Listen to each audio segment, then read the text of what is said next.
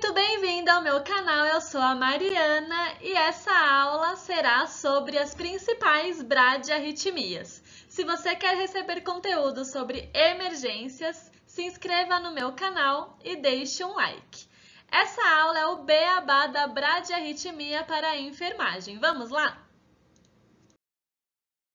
Vou então apresentar para vocês as principais bradiarritmias. Lembrando que, dentro do fluxograma de atendimento para a enfermagem sobre arritmia, é importante que o enfermeiro, principalmente o enfermeiro emergencista, saiba reconhecer os tipos de arritmia. E vocês vão ver que é muito simples. Do contrário, se você é técnico de enfermagem ou se você não atua em UTI, em emergência, você não precisa, então, identificar os tipos de bradiarritmia. Você só vai, para você seguir a sequência correta do atendimento da bradiarritmia, você só vai precisar reconhecer que o paciente está bradicárdico e que aquela alteração é decorrente da bradicardia e verificar se o paciente está estável ou instável.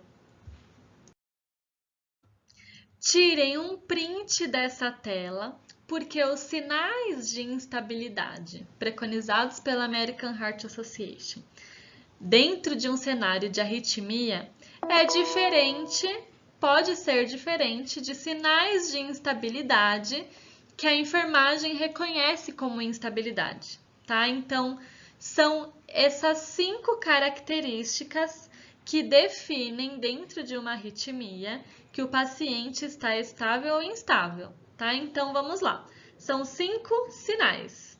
Primeiro, hipotensão, ou seja, pressão arterial sistólica menor que 100, alteração aguda do estado mental, ou seja, confusão,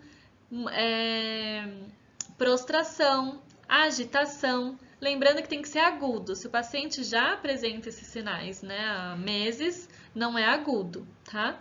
Sinais de choque, tá? Lembrando aí, pele fria, oligúria, hipotensão, desconforto torácico isquêmico, ou seja, dor no tórax, sugestiva de um infarto agudo do miocárdio, e ou insuficiência cardíaca congestiva. Então, esses são 5 sinais de estabilidade ou instabilidade. Vamos começar então pela bradicardia sinusal. Nesse ritmo, o eletro terá onda P, todas precedendo o complexo QRS. Olha só, onda P, né? Precedendo aqui o complexo QRS, certo? Porém, existe um atraso. Reparem que aqui a onda R ela está regular, né? Mas muito atrasadinha. Então, esse paciente está bradicárdico. Então, bradicardia sinusal é o paciente bradicárdico, porém, todas as características do eletrocardiograma estão normais. Tem onda P precedendo o complexo QRS e as ondas R estão regulares. No bloqueio atrioventricular de primeiro grau, o que acontece? Há um atraso no intervalo PR. Então, observem que o início da onda P até o início da onda R está maior do que 3 a 5 quadradinhos. Lembra que a gente tinha conversado que a regra de um eletro normal é o intervalo PR de 3 a 5 milímetros, ou seja, 3 a 5 quadradinhos? Aqui tem muito mais do que 5 quadradinhos em todos os intervalos, tá? Então, o BAV de primeiro grau apresenta atraso em todos os intervalos. Ou seja, todas as ondas P são normais, seguidas do complexo QRS, porém há um atraso no intervalo PR. Essa é a característica do BAV de primeiro grau.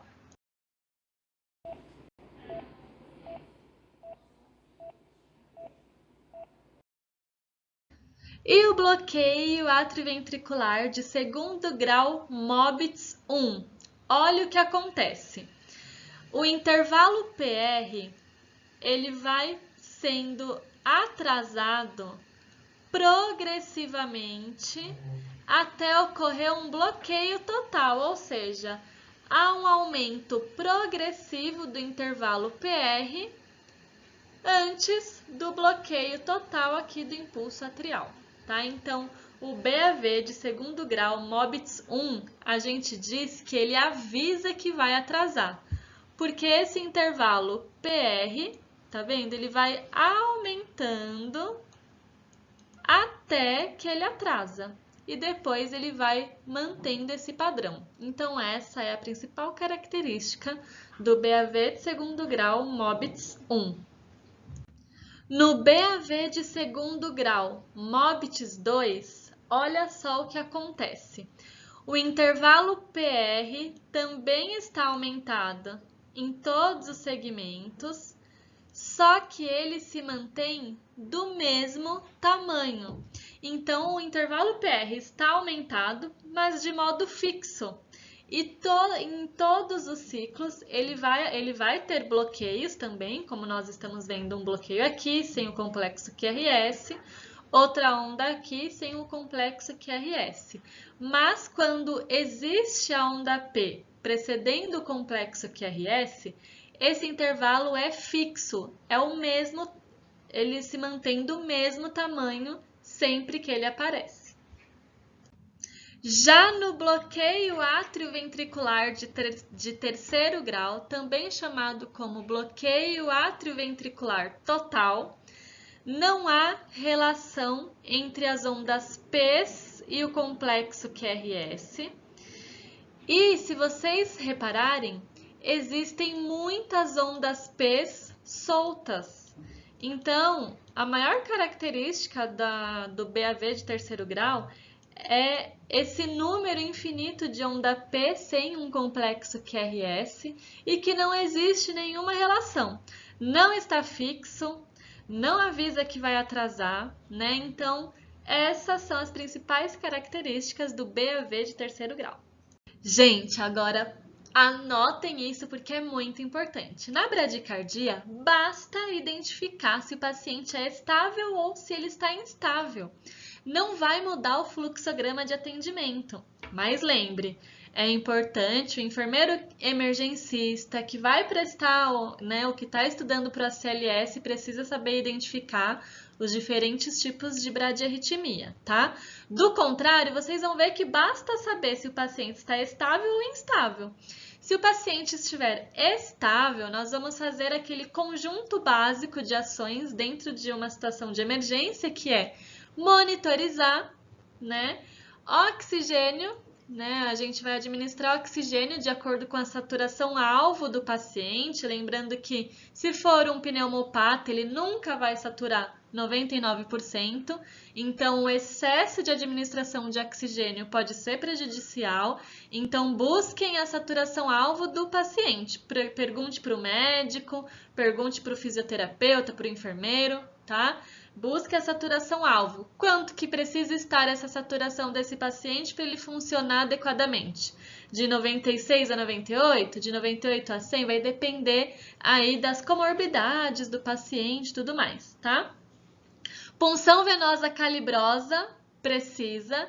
Eletrocardiograma de boa qualidade, de 12 derivações, tá? Então, dica, o gel condutor, quando a gente coloca um pouquinho do gel condutor nos eletrodos, o eletro sai com uma qualidade melhor.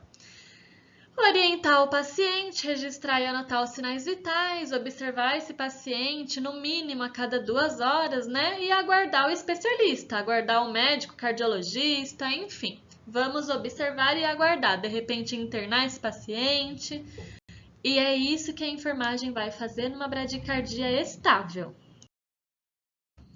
E na bradicardia instável, que tem aqueles sintomas que a gente já conversou, diminuição do nível de consciência, diminuição da pressão arterial, hipotensão, né? Dor de origem isquêmica, insuficiência cardíaca congestiva e lembre-se de todos aqueles sintomas, tá? Então, se ele apresentar, por exemplo, uma bradicardia mais algum sinal de instabilidade, a gente vai fazer tudo que a gente fez lá na brade estável, ou seja, monitorização, oxigenoterapia, se necessário, punção venosa. E aqui a gente vai monitorizar não só no monitor, como também monitorize esse paciente no desfibrilador. Porque se de repente esse paciente evoluir para uma parada cardiorrespiratória, já está muito mais fácil. Ou se o médico precisar de um eletro ali rápido, o desfibrilador realiza. Então, se precisar de marca-passo, já está ali. Então, assim, monitorize no monitor, pacientes instáveis e também no desfibrilador, tá? Bom, e aí entra as ações da enfermagem. É muito mais tranquilo, a gente fica muito mais seguro quando a gente já sabe as medicações que serão utilizadas e o que será realizado, tá? Então, a gente sabe que a gente não pode realizar medicação sem uma autorização, uma ordem verbal médica, né? Uma prescrição médica. Mas dentro da situação de emergência, a gente pode medicar com ordem verbal. Lembre-se da comunicação em alça fechada, sempre repetindo para o médico o que você fará. E fica muito mais tranquilo, a gente já está com a droga ali preparada, já ir abrindo o carrinho, já ir aspirando, né? Então, tudo isso facilita demais. Então, na bradicardia instável, a gente vai realizar 1 miligrama de atropina pura em bolos, que equivale a uma ampola, né? 1 miligrama é igual a uma ampola em bolos, seguida de 20 ml de flush de soro fisiológico.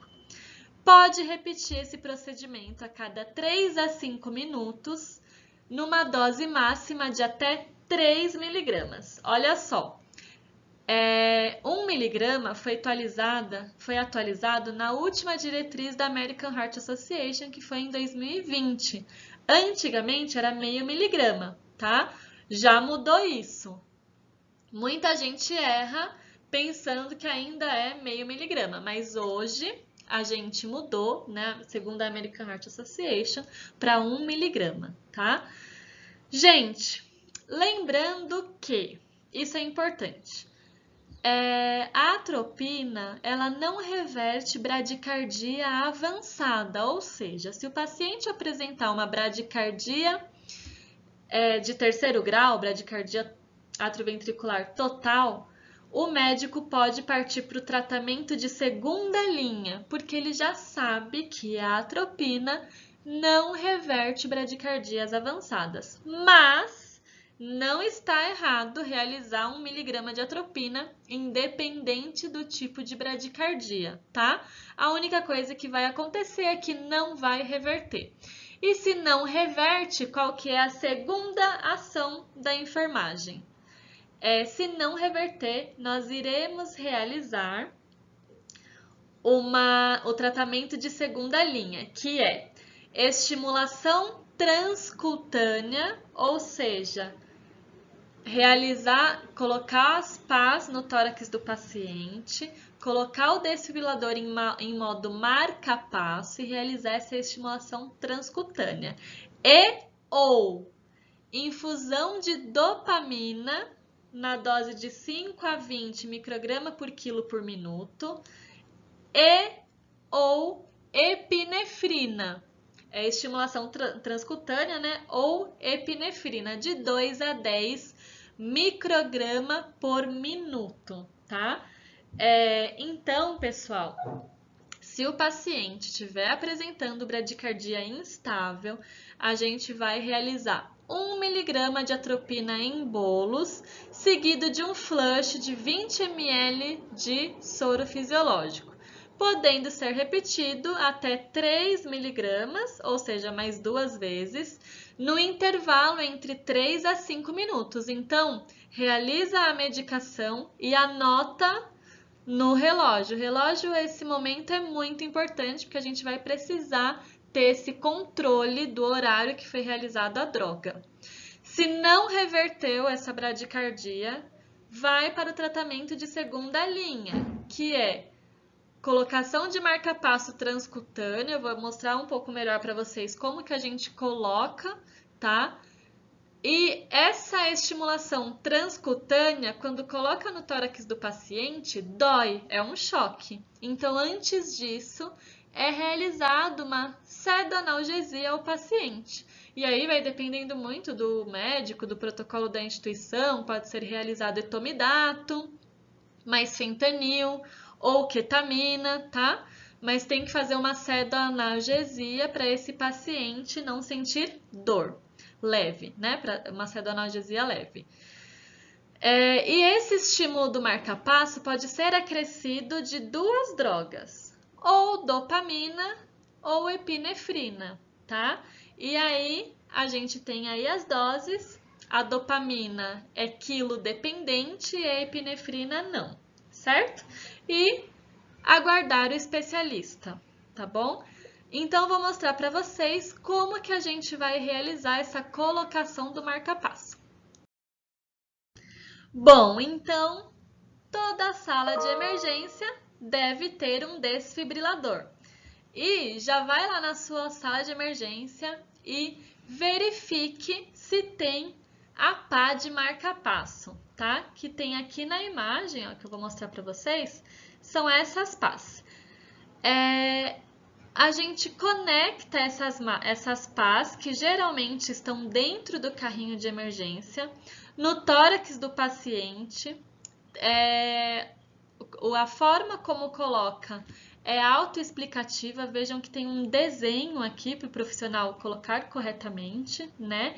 E lá no aparelho de desfibrilação, independente do aparelho que você esteja aí, eles costumam funcionar de forma muito semelhante, tá? Então, nesse equipamento, a gente tem aqui um botão de marca-passo.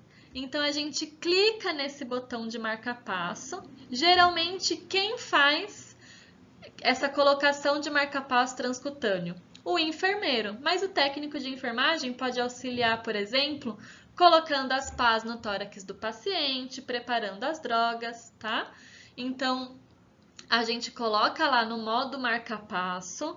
O médico vai solicitar a frequência cardíaca que gira em torno de 60 a 80 batimentos por minuto. Essa é a frequência cardíaca que nós estaremos programando no equipamento. Porque, por exemplo, aqui no exemplo que eu coloquei para vocês, o paciente está com uma frequência cardíaca de 29. Então, a gente programa para ele passar para uma frequência cardíaca de 60 a 80 batimentos por minuto, tá? Então, a gente programa entre aqui, ó, foi colocado 70, tá vendo? Então, tem lá o botãozinho de como programar. Já vejam como isso funciona no setor de vocês, porque é importante. Depois, a segunda programação é a miliamperagem, ou seja,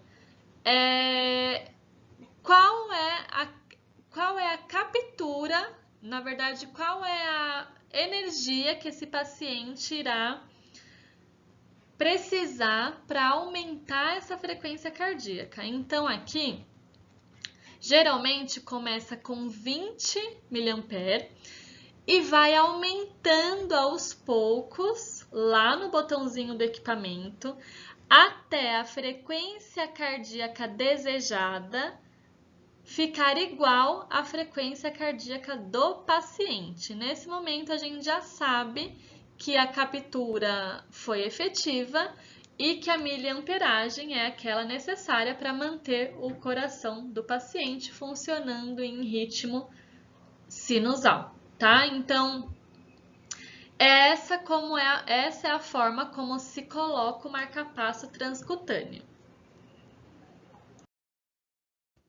Chegamos ao fim da aula sobre bradiarritmias. Espero que você tenha entendido. Deixe aqui o seu comentário sobre o que você achou dessa aula.